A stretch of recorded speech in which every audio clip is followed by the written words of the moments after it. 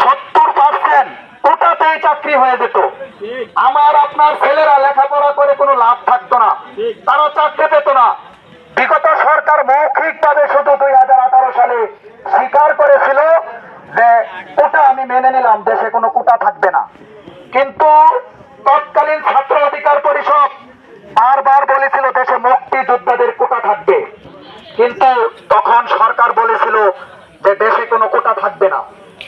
শুধু শেখ হাসিনা সেই কথাটা বলেই ছিল, কিন্তু এটা পালন করে নাই।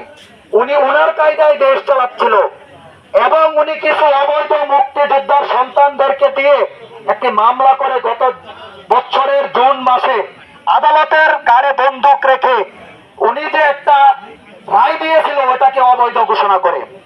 তারই পরিপ্রেক্ষিতে গত 24শে জুলাই ছাত্র জনতা আবারও সেই কোটা বিরোধী আন্দোলন শুরু করে, সেই কোটা বিরোধী আন্দোলন থেকে শুরু করে আল্লাহর রহমতে এই সারা দেশের আপামর মজলুম জনগণের অংশগ্রহণে দেশ ছেড়ে স্বৈরাচার পালিয়ে যেতে বাধ্য হয়।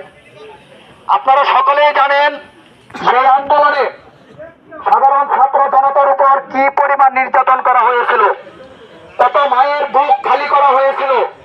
2000-এরও বেশি ছাত্র জনতাকে পাখির মতো গুলি করে মেরেছিল। কি অপরাধ ছিল দেশের মানুষের, কি অন্যায় ছিল এই ছাত্র জনতার? তারা শুধু চাকরি ক্ষেত্রে কোটা চেয়েছিল। উনি কোটার কারণে এই সাধারণ মানুষকে হত্যা করতে চেয়েছিল এবং হত্যা করেছে। প্রায় 30,000-এরও বেশি লোক এখনো পঙ্গুত্ব বরণ করে আছে। কারো চোখ নষ্ট, কারো পা কাষ্ট হচ্ছে, কারো শরীরে পছন্দ ধরেছে। সেই অবস্থা থেকে আল্লাহ আমাদেরকে রহমত করে গত বছরে 5ই আগস্ট তাকে দেশ ছেড়ে বিতাড়িত করেছেন। আপনারা জানেন জুলাই আগস্টের আন্দোলন কেন হয়েছিল? এদেশে কোনো বৈষম্য থাকবে না, একটি বৈষম্যহীন বাংলাদেশ গড়ার প্রত্যয়ে এদেশের মানুষ বুকের তাজা রক্ত ঢেলে দিয়ে রাজপথ রঞ্জিত করেছিল। এদেশের মানুষ তার অধিকার ফিরিয়ে আনার জন্য রাজপথে নেমেছিল। বাংলাদেশের প্রতিটি জায়গায় জায়গায় প্রতিটি দল আন্দোলনে নেমেছিল। আমরা কাউকে আন্দোলনের একক অংশীদার বলবো না। আওয়ামী লীগ 1971 সালে দেশ স্বাধীনের পর ওরাই প্রথম বাংলাদেশে গণতন্ত্র হত্যা করে বাকশাল প্রতিষ্ঠা করেছিল। সেই বাকশাল প্রতিষ্ঠার পর থেকে আওয়ামী লীগ যতবার বাংলাদেশের ক্ষমতায় এসেছে তারা গণতন্ত্রকে হত্যা করেছে, মানুষের ভোটাধিকার কেড়ে নিয়েছে।